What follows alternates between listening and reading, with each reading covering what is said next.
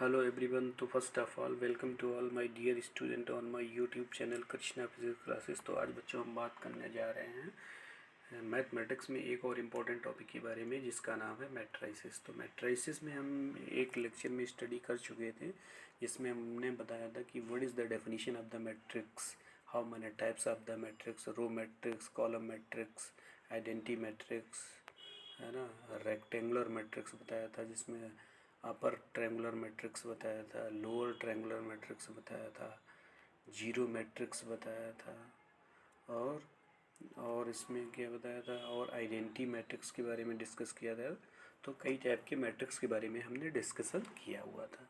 अब बच्चों आज हम बात करने जा रहे हैं जो वो मैट्रिक्स के ऑपरेशंस के बारे में डिस्कस करेंगे कि how many types of the operations we can apply in any matrix and we will find out the result with the use of the matrix. तो मैट्रिक्स का यूज़ करके हम रिजल्ट कैसे फाइंड आउट करेंगे इसके बारे में डिस्कस करेंगे। तो चलिए आगे बात करते हैं। सबसे पहला जो प्रॉपर्टीज़ है वो इक्वलिटी ऑफ मैट्रिक्स। इक्वलिटी का मतलब क्या है? देखिए, इक्वलिटी का मीनिंग है कि यदि कोई भी matrix A is equal to B है, A is equal to B कब होगा? जब मैट्रिक्स के number of the correspondence element equal होंगे, साइज इक्वल होगा और डायमेंशंस इक्वल होगा। तो यदि तीन चीज़ें इक्वल हैं तभी वो मैट्रिक्स इक्वलिटी ऑफ मैट्रिक्स के नाम से जाना जाएगा। तो इसमें तीनों में आप देखिए, हमने जैसे फर्स्ट में मैट्रिक्स ए लिया है तो इसमें देखिए 1 0 0 लिखा है, 2 1 0 लिखा है, 5 2 3 लिखा है। सेम दूसरे में देखिए बी मैट्रिक्स में 1 0 0 2 1 0 5 2 3 लिखा हुआ। तो इसमें ए इज इक्वल टू बी, ये दोनों आपके इक्वल होंगे। देखो दोनों के एलिमेंट भी इक्वल हैं, साइज भी इक्वल हैं, डायमेंशंस भी इक्वल है। ठीक, चलिए अब आगे बात करते हैं। आगे प्रॉपर्टीज़ ऑफ इक्वलिटी की क्या होती है? जब ए बी के इक्वल होता है तो बी ए के इक्वल होगा। जब कोई मैट्रिक्स हमारा ए बी के इक्वल होगा तो बी ए के इक्वल होगा और वो सभी all value of A and B के होगा। जब ए बी के इक्वल होगा और बी सी के इक्वल होगा तो ए हमारा किसके इक्वल हो जाएगा? सी के इक्वल हो जाएगा। तो ये सब बेसिक एग्जाम्पल लेके हम इसमें प्रूव करेंगे कि किस तरीके से हम फाइंड आउट करते हैं कि ए हमारा सी के इक्वल हो जाएगा। अब देखिए कॉम्यूटेटिव,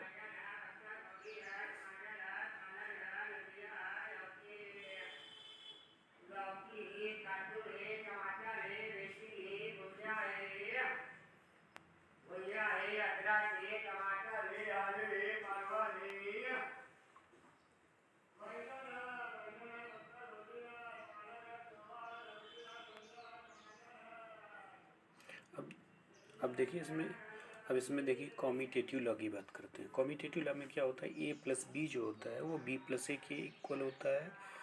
और इसमें जैसे 1 + 2 लिखे हैं तो 1 + 2 जो होगा वो 2 + 1 के बराबर हो जाए।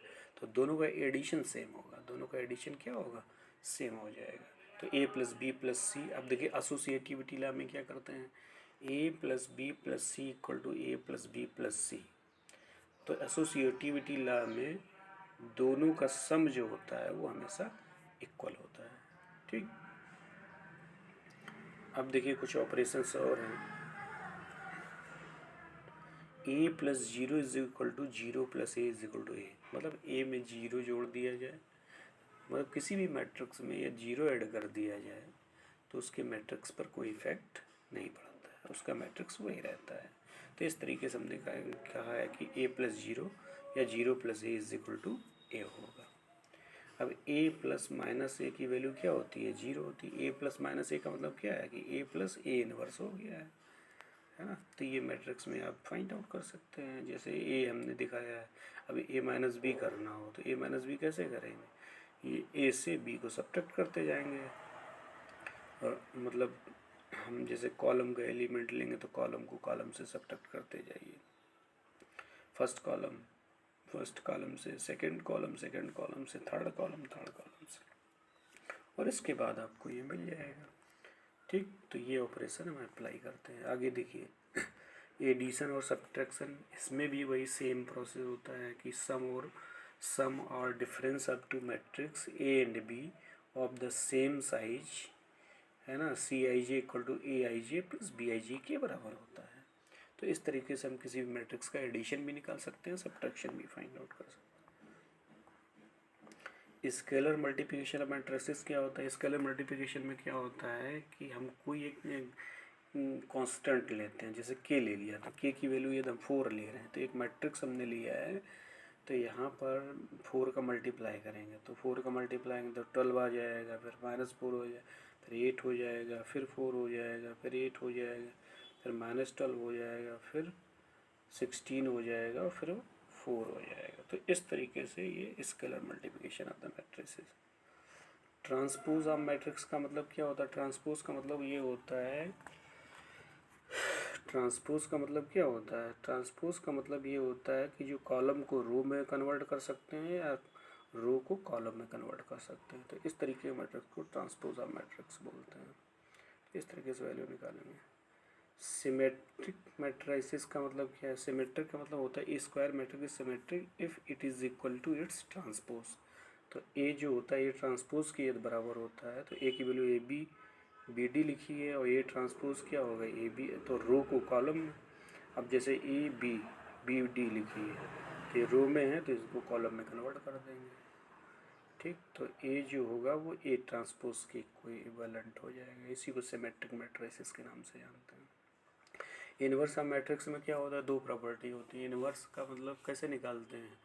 एडजॉइंट ए अपन ए से एक निकालते हैं, और दूसरा इनवर्स कैसे फाइंड आउट करेंगे?